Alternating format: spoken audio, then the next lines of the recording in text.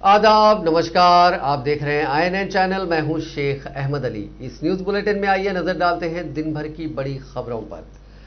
तेलंगाना रियासत में 435 फलाही स्कीमात रूबे अमल हैं, जिसको तेलंगाना हुकूमत ने सिर्फ 6 सालों में अमल में लाया है।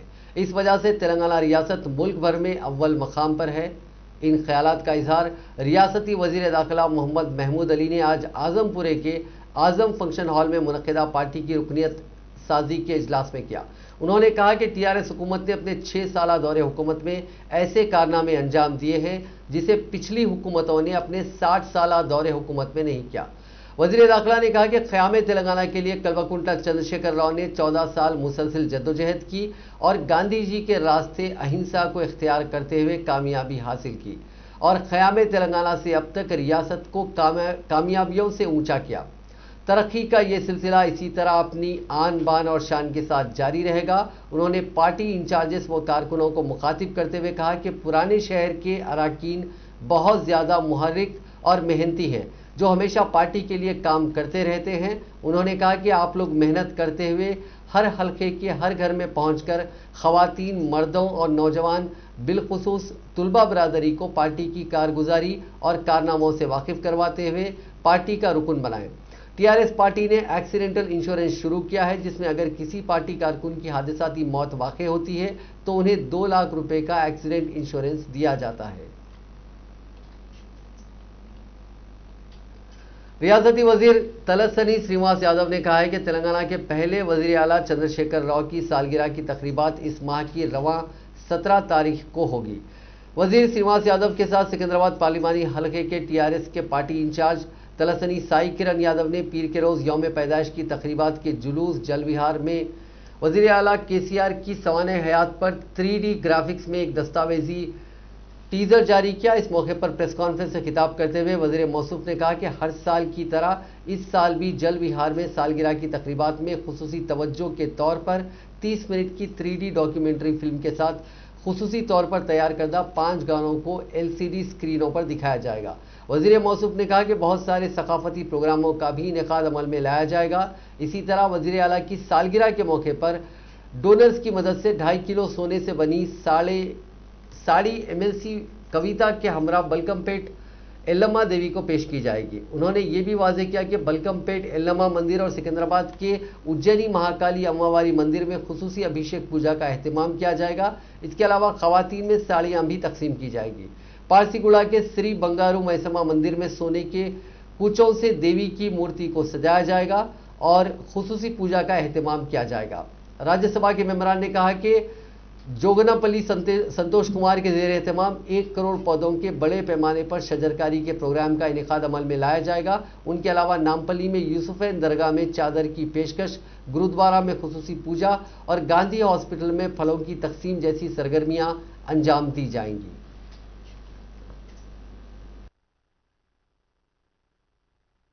17 तारीख परसों 17 तारीख को अपने चीफ मिनिस्टर साहब का बर्थडे है। आप सब लोग जानते हैं। उनका जन्मदिन मुबारक बोलते हुए बहुत सारे कामा का प्रोग्राम्स है उस दिन। और हैदराबाद सिटी में थोड़े Mahakali temple, Balkampet Yellamma temple, Ganesh temple, Nampally दरगाह और सिकंदराबाद स्टेशन में चर्च और गुरुद्वारा में भी बहुत बड़े पैमाने से वहाँ पर प्रोग्राम्स होंगे। और उसके बाद यहाँ पर एक उनके बायोग्राफी का एक LCD का एक प्रोग्राम अच्छा बना है, वो रिलीज़ करते हैं। और साथ ही साथ एक 4 सॉन्ग्स भी रिलीज़ कर रहे हैं और फॉलोड बाय लंच भी रहता जल विहार में। मैं सब लोगों को, हमारे भाई लोगों को, हमारे कार्यकर्ता लोगों को, सबको भी। ग्रेटर हैदराबाद म्यूनिसिपल कॉर्पोरेशन की नौ मुंतखबा डिप्टी मेयर श्रीलता रेड्डी ने आज वजीर दाखिला महमूद अली से उनकी रिहाइशगाह आजमपुरे में खैर सौगाली मुलाकात करते हुए शुक्रिया अदा किया, जिस पर वजीर दाखिला ने उनकी शालपोशी करते हुए मुबारकबाद पेश की और उम्मीद जाहिर की कि हैदराबाद की तरक्की के लिए वो अपने फ़राइज़ बखूबी अंजाम देंगी। गिरिजन तबके के अजीम शख्स संत सेवालाल महाराज के 282वें यौम पैदाइश के मौके पर रियासती वजीर दाखिला महमूद अली ने तेलंगाना भवन में मुनक्किदा इजलास में शिरकत की। उनके हमरा रियासती वज़रा सत्यवती राठौड़, तलसनी श्रीनिवास यादव और मल्ला रेड्डी मौजूद थे। ప్రత్యేకమైనటువంటి ధన్యవాదాలు। మన వేదిక ఉన్నటువంటి పరిస్థితుల్లో అందరినీ వేదిక మీద కొంచెం ఆహ్వానించడంలో ఇబ్బందిగా ఉంది, తప్పుగా భావించకూడదని మన్నించాలని కోరుతూ మరి మన జీవన్ లాల్ ఐఆర్ఎస్ గారు అదే చెప్తాను ఐఏఎస్ గారు కూడా మన మధ్యలో ఉన్నారు। అలాగే ఉద్యోగ సంఘాల రాష్ట్ర అధ్యక్షులు రాష్ట్ర మోహన్ నాయక్ గారు ప్రధాన కార్యదర్శి కూడా మన మధ్యలో ఉన్నారు। అధ్యక్షుల వారి పేరు ఇంత ముందే అనౌన్స్ చేసినాం। అలాగే భీమ్లాల్ నాయక్ గారు, అలాగే ఐఆర్ఎస్ దేవిలాల్ గారు, ఇంకా చాలా మంది ముఖ్య ఉద్యోగ సంఘాల అదే జీవన్ లాల్ ఐఆర్ఎస్ జీవన్ లాల్ లక్ష్మణ్ నాయక్ గారు మన్నించాలి, అందుకే భట్టు శ్రీధర్ గారు, మోతిలాల్ గారి పేరు అప్పుడే చెప్పాను, మన యాదాద్రి దేవాలయం యొక్క శిల్పి మోహన్ నాయక్ గారు। ప్రత్యేకంగా నమస్కారం, రామ్ రామ్ అన్న। आज तेलंगाना भवन सारी हाल जो गरज जो नाचे नायक को मार भाइयों सेन भियावन सेन ప్రత్యేకంగా నమస్కారం అన్న। आज ये भोग भंडारे ने ప్రత్యేకంగా నిర్వహించినందుకు అప్పుడు జయరామ్ మహారాజ్ ने भगवान బాపు భగవాన్ ने మా మీడియా మిత్రులు ప్రత్యేకంగా ఈ సమావేశానికి సేవాలాల్ మాకు చూపించిన ఆదర్శం మాకు మరి మా యువతకు కూడా తెలియాలని మా అనేక మంది యువతీ యువకులు మా బిడ్డలు మా పిల్లలు వచ్చారు, వాళ్లకు నిండు మనసుతో దీవిస్తూ ఇక్కడికి వచ్చేసిన ప్రతి ఒక్కరికి పేరు పేరుగా నమస్కారం। చాలా సంతోషం, చాలా విషయాలు మరి సేవాలాల్ అన్నట్టు మనం ఈ రోజు రాసుకున్న రాజ్యాంగ నిర్మాత బాబా। तेलंगाना प्रदेश कांग्रेस कमेटी के सदर उत्तम कुमार रेड्डी ने तेलंगाना के 2 ग्रेजुएट हलकों के उम्मीदवारों को बी फॉर्म हवाले किए। गांधी भवन में मीडिया से बात करते हुए उन्होंने ग्रेजुएट हलकों से मुकाबला करने वाले रामुलु नायक और जी चिन्ना रेड्डी को कामयाब बनाने की अपील की। चिन्ना रेड्डी ने ज़राई शोबे में पीएचडी हासिल की है और इंसाफ पसंद शख्सियत के तौर पर जाने जाते हैं। उत्तम कुमार रेड्डी ने कहा कि मौजूदा वक्त में सियासत मुकम्मल कमर्शियल हो चुकी है। उन्होंने कहा कि रामुलु नायक भी गरीब खानदान से ताल्लुक़ रखते हैं। तेलंगाना तहरीक में उन्होंने एक अहम किरदार अदा किया है।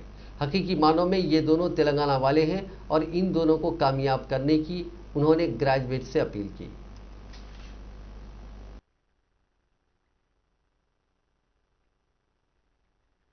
जो अभी ग्रेजुएट्स कॉन्स्टिट्यूंसी से एमएलसी इलेक्शंस हो रहे हैं, हैदराबाद रंगारेड्डी महबूबनगर से हमारे सीनियर लीडर डॉक्टर चिन्ना रेड्डी साहब खड़े हुए हैं और नलगोंडा वरंगल खम्मम से हमारे ट्राइबल लीडर रामुल नायक साहब खड़े हुए हैं। हमारी पूरी कॉन्फिडेंस है कि हमारी दोनों कैंडिडेट्स एमएलसी बन जाएंगे। चिन्ना रेड्डी साहब बहुत सीनियर लीडर है, 4 बार एमएलए रह चुके हैं, मिनिस्टर रह चुके हैं और उनकी सिंसियरिटी, ऑनेस्टी और इंटीग्रिटी के बारे में पूरी राज्य को मालूम है। वो एक अच्छा एमएलसी बनके एम्प्लॉइज और अनएम्प्लॉयड यूथ की तरफ से काउंसिल में लड़के उनको जस्टिस दिला सकते हैं। और हमारी जो रामुल नायक साहब है वो ट्राइबल इश्यूज और labour union issues, trade unions हमेशा से उठाते रहे और बहुत ही गरीब फैमिली से आके एक एमएलसी और एक टीआरएस में भी पॉलिट ब्यूरो मेंबर बने थे। चंद्रशेखर राव का जो एटीट्यूड और करप्शन है, अनडेमोक्रेटिक वैल्यू से, उसके खिलाफ लड़के उन्होंने टीआरएस की पॉलिट ब्यूरो मेंबरशिप छोड़ दिया, एमएलसी पद भी छोड़ दिए और कांग्रेस पार्टी में ज्वाइन हुए थे। हम उनकी सर्विसेज रिकॉग्नाइज करते हुए हमने उनको एमएलसी कैंडिडेट खड़ा किया है। हमारी पूरी कॉन्फिडेंस है कांग्रेस पार्टी की सोशल जस्टिस की फिलॉसफी भी। कांग्रेस के रुकने असेंबली जग्गा रेड्डी ने कहा है कि अगर वो पट बजाएंगे तो हरीश राव को हार्ट अटैक आ जाएगा। जहीराबाद में किसानों से हुए दूबदू मुलाकात प्रोग्राम में खिताब करते हुए उन्होंने कहा कि हरीश राव को पट बजाने से हार्ट अटैक आ सकता है, इसीलिए वो खामोश है। लेकिन वक्त आने पर वो पट जरूर बजाएंगे। उन्होंने कहा कि कांग्रेस पार्टी हौलदार किसानों और दीगर किसानों की पार्टी है और कांग्रेस अखलाकी सियासत करती है, टीआरएस की तरह निचली सियासत नहीं करती। उन्होंने रुकने काउंसिल फरीदुद्दीन को निशाना बनाते हुए कहा कि कांग्रेस पार्टी ने ही उन्हें सियासी भीख दी है। कांग्रेस पार्टी ने उनको हर ओहदे पर फायज किया और अब वो टीआरएस में जाकर मूंछों पर ताव दे रहे हैं। उन्होंने इल्जाम लगाया कि किसानों के मसाइल पर टीआरएस हुकूमत तवज्जो नहीं दे रही है। उन्होंने ऐलान किया कि असेंबली में हुकूमत का इन मामलात पर घेराव किया जाएगा।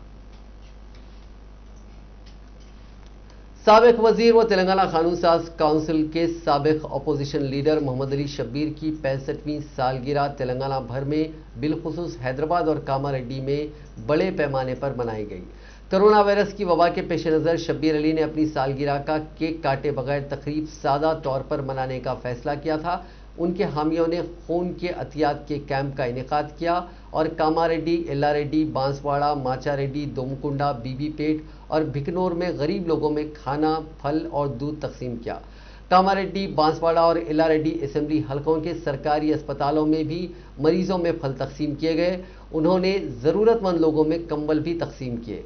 खाने की तकसीम का प्रोग्राम हैदराबाद में भी मुनक्किद हुआ और रियासत के दीगर हिस्सों में भी इसका एहतमाम किया गया। शब्बीर अली के चाहने वालों ने तेलंगाना के मुख्तलिफ इलाकों, खासतौर पर कामारेड्डी जिले में मरकजी मकामात पर बैनर्स और कटआउट लगाए। कांग्रेस पार्टी के सीनियर लीडर्स बशमूल AICC in charge Manickam Tagore, AICC secretaries Bose Raju, R Srinivasan, TPCC सदर Uttam Kumar Reddy, CLP leader Bhatti Vikramarka, working president A Revanth Reddy, साबिक सदर पुन्नला लक्ष्मैया और दीगर सीनियर कायदीन ने मोहम्मद अली शब्बीर को इस मौके पर मुबारकबाद पेश की। Hyderabad city Congress minorities department के चेयरमैन समीर वलीउल्लाह ने भी मोहम्मद अली शब्बीर को उनकी सालगिरह पर मुबारकबाद पेश की। सनतकारों, ताजिरों, माहिरीन तालीम और सहाफ़ियों समेत नामवर शख्सियात ने मोहम्मद अली शब्बीर को फ़ोन पर मुबारकबाद पेश की। मरकजी ममलिकती वज़ीर दाखिला जी किशन रेड्डी ने कहा है कि मकासद को हासिल करने के लिए पार्टी कैडर को मजीद मेहनत करनी होगी।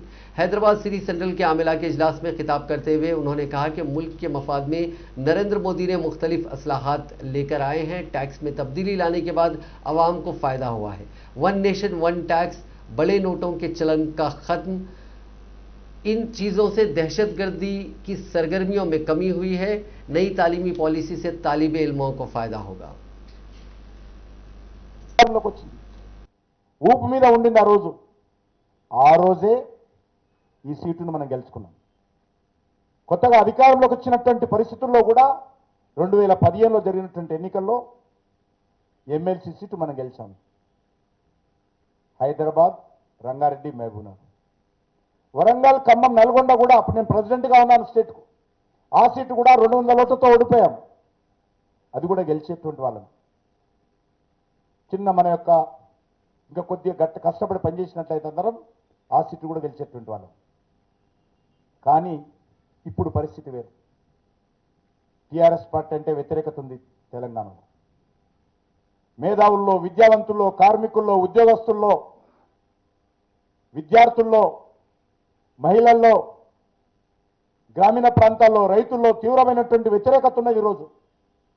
టీఆర్ఎస్ పార్టీ యొక్క కుటుంబ పాలన పట్ల, ముఖ్యమంత్రి కుటుంబం అవలంబిస్తున్నటువంటి అవినీతి చర్యల పట్ల,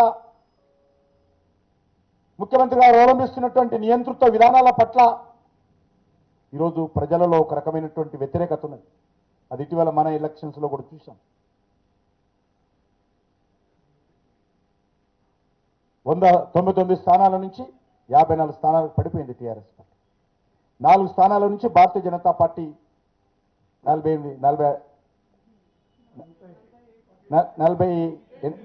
స్థానాలకు వెళ్ళాం మనం. చాలా అద్భుతంగా ప్రజలు ఆదరించారు. కాబట్టి రానున్న రోజుల్లో కూడా హైదరాబాద్ నగరంలో బీజేపీ బలపడాలి. తెలంగాణలో భారతీయ జనతా పార్టీ అధికారంలో రావాలి. దేశంలో నరేంద్ర మోడీ గారి నాయకత్వంలో ప్రజల మద్దతు కూడగట్టాలి. ప్రభుత్వం చేపట్టేటువంటి కార్యక్రమాలు ప్రజలకు తీసుకెళ్ళాలి. ఆ బాధ్యత ఈరోజు మీ అందరి మీద ఉన్నది. కాబట్టి మనమందరం కూడా కష్టపడి పనిచేద్దాం. అందరం మంచి వాతావరణం ఉంది. ఈ టర్మ్ ఏదైతే మీ టర్మ్ ఉంటుందో ఈ టర్ము చాలా నగర రాజకీయాలు కావచ్చు, तेलंगाना बीजेपी ने ग्रेजुएट एमएलसी कॉन्स्टिट्यूंसी के इंतखाबात के लिए उम्मीदवारों के नामों का ऐलान कर दिया है। ये इंतखाबात 14 मार्च को मुनक्किद होंगे। मौजूदा रुकने कानून साज काउंसिल रामचंद्र राव महबूबनगर, रंगारेड्डी और हैदराबाद हल्के के से इंतखाब लड़ेंगे। गुज्जाल परमेंदर रेड्डी को खम्मम, वरंगल, नलगुंडा हल्के से बीजेपी का उम्मीदवार बनाया गया है। मौजूदा अराकीन कानून साज काउंसिल रामचंद्र राव और पल्ले राजेश्वर रेड्डी की मियाद 29 मार्च को खत्म हो रही है। ग्रेजुएट्स के हर हल्के में लगभग 5-5 लाख वोटर्स हैं। नामजदगी की तारीख 23 फरवरी है। 24 फरवरी को कागजात नामजदगी की जांच होगी। नामजदगी वापस लेने की आखिरी तारीख 26 फरवरी है, जबकि रायदही 14 मार्च और नतायज का ऐलान 17 मार्च को किया जाएगा।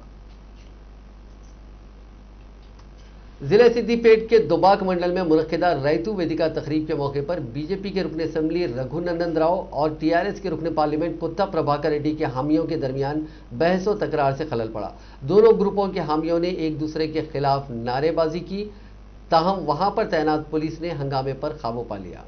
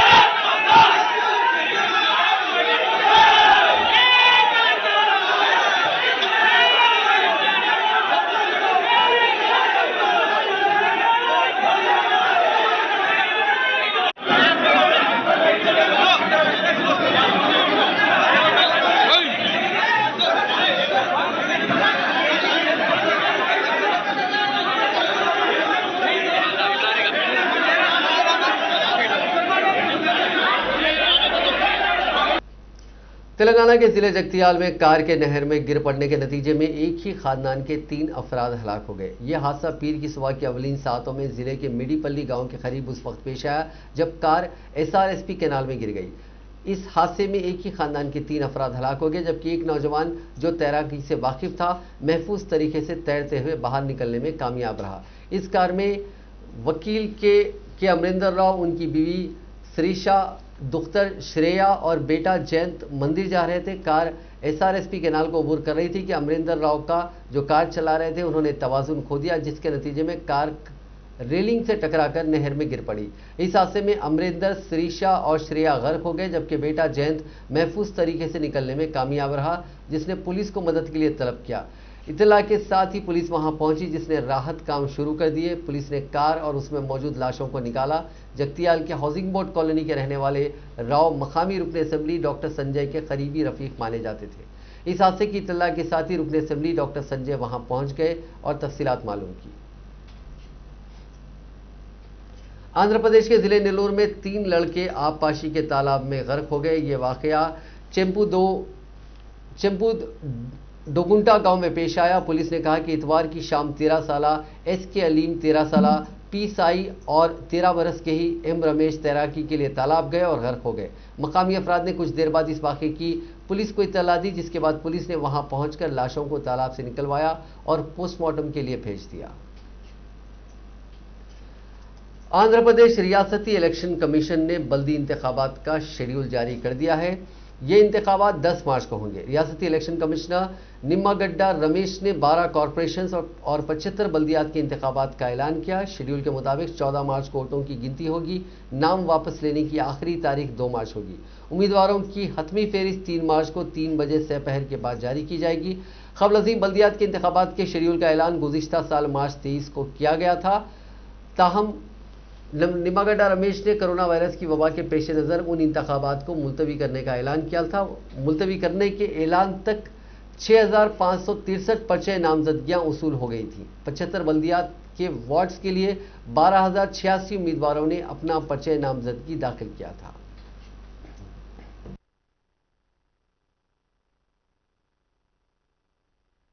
రాష్ట్రంలో సగభాగం జరిగిన ఎన్నికల్లో చెదురుమదురు సంఘటనలు మినహా ఎన్నికలు ప్రశాంత వాతావరణంలోనే జరిగాయి. గ్రామీణ ఓటర్లు కూడా ఉత్సాహంతో స్వేచ్ఛగా తమ ఓటు హక్కు ఉపయోగించుకోవడం ద్వారా ప్రజాస్వామ్య వ్యవస్థపై ఉన్న నమ్మకాన్ని ఇనుమడించారు. స్వేచ్ఛగా ఓటు హక్కు వినియోగించుకోవటానికి రాష్ట్రంలో కలెక్టర్లు, ఎస్పీలు సమన్వయంతో చక్కటి ఏర్పాట్లు చేసిన విధం ఎంతో శ్లాఘనీయం. ఇది కేవలం పంచాయతీ ఎన్నికల్లాగా కాకుండా జనరల్ ఎలక్షన్ల స్ఫూర్తితో జరిగిన ఏర్పాట్లు, భద్రతా ఏర్పాట్లు ఎంతో ప్రత్యేకతను పొందుపరుచుకున్నాయి. ఈ మూడో విడతలో సమస్యాంతక ప్రాంతాలపైన గట్టి నిఘా ఉంటుంది. ఎటువంటి అవాంతరాలు లేకుండా అన్ని ఏర్పాట్లు ఎన్నికలు నిర్వహించడానికి యంత్రాంగం పూర్తిగా ఏర్పాటు చేసింది.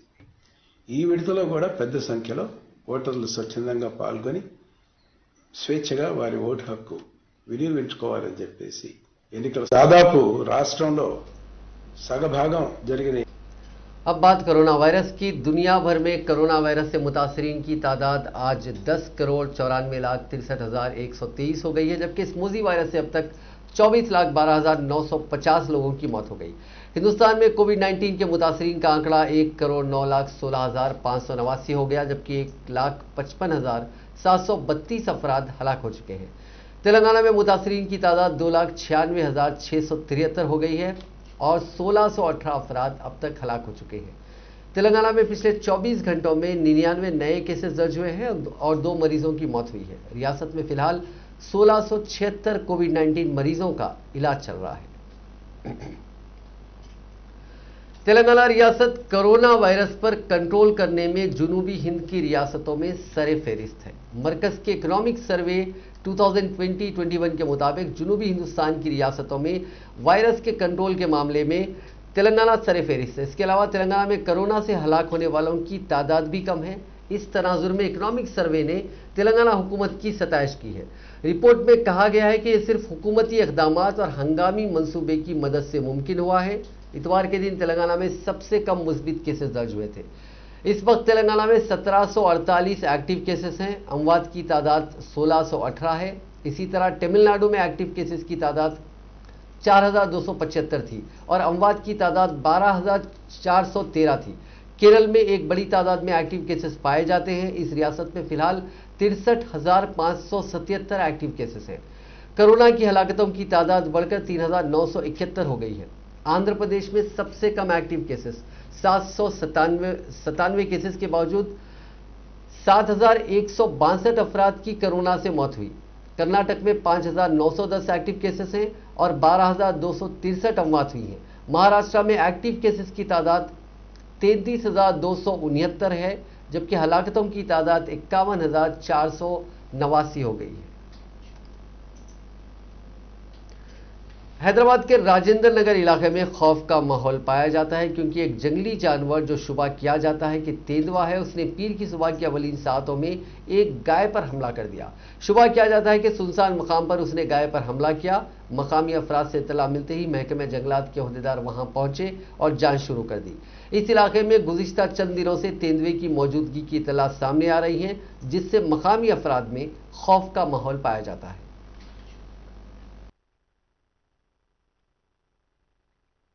को चीतापुली आके जो है सो गाय को हमला करा। इससे पहले भी 3 को करा, उसका ही पैसा नहीं आया। अभी फिर ये ऐसा परेशान हो रहा है।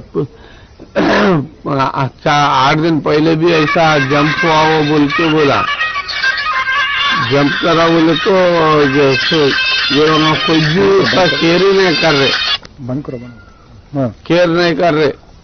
अब आज आगे फिर गाय को जख्मी करना तो कैसा करना इसका इलाज कि जीना मरना क्या करना, या छोटे बच्चे रहते सब रहते।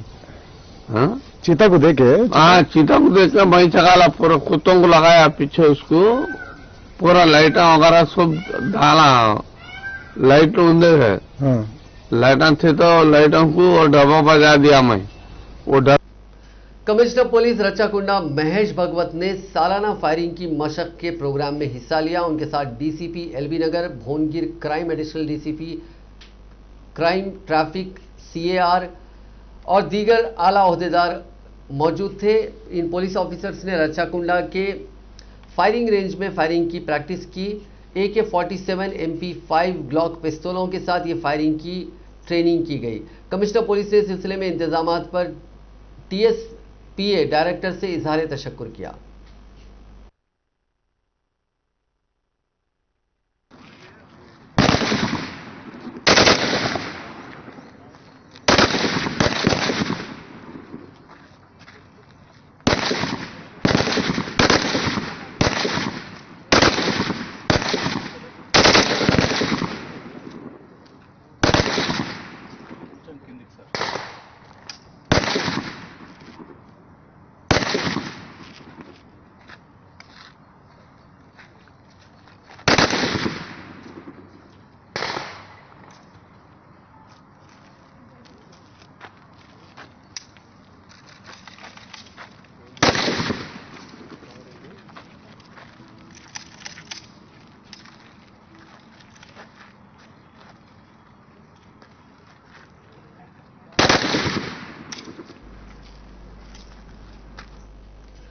तेलंगाना के जिले वरंगल में हालत नशा में एक कांस्टेबल ने पिस्तौल के साथ हलचल मचा दी। ये वाकया कल शब जिले के MGM अस्पताल के करीब पेश आया, जहां उस कांस्टेबल को हालत नशा में हाथ में पिस्तौल लिया हुआ देखकर मकामी अफराद ने इस बात की इत्तला पुलिस को दी, जिसने उसके पास से पिस्तौल जब्त करते हुए उस कांस्टेबल को मटवाड़ा पुलिस स्टेशन मुंतकिल कर दिया। इस कांस्टेबल की शिनाख्त 53 साल के V बाला प्रसाद के तौर पर की गई है, जो MGM अस्पताल के प्रिजन स्क्वाड में आम रिजर्व कांस्टेबल के तौर पर खिदमत अंजाम दे रहा था। पुलिस ने कहा कि आर्म्स एक्ट के तहत इस कांस्टेबल के खिलाफ एक मामला दर्ज कर लिया गया, जबकि पुलिस के आर्म रिजर्व शोबे ने भी इस मामले की जांच शुरू कर दी है।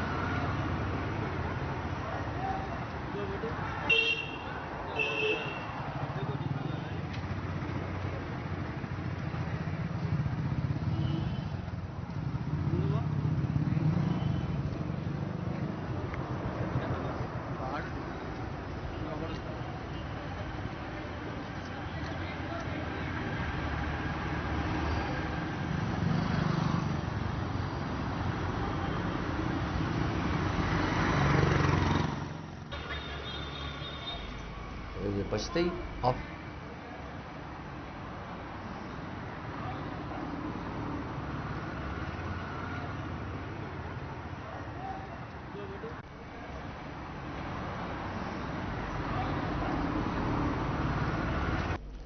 बिहार की दारुल हुकूमत पटना में आज रात करीब 9:30 बजे जलजले के झटके महसूस किए गए। कुछ सेकंड तक कंपन महसूस हुआ। दहशत में लोग घरों से बाहर निकल आए। राहत की बात यह है कि जलजले से अभी तक किसी तरह के जानो माल के नुकसान की खबर नहीं है। नेशनल सेंटर फॉर सिस्मोलॉजी के मुताबिक जलजले का एपी सेंटर नालंदा से 20 किलोमीटर दूर था। पटना के बोरिंग रोड, आशियाना नगर, पटेल नगर में लोगों ने जलजले के झटके महसूस किए। वहीं भागलपुर, गया समेत कई जिलों में भी ज़लज़ले के झटके महसूस किए गए।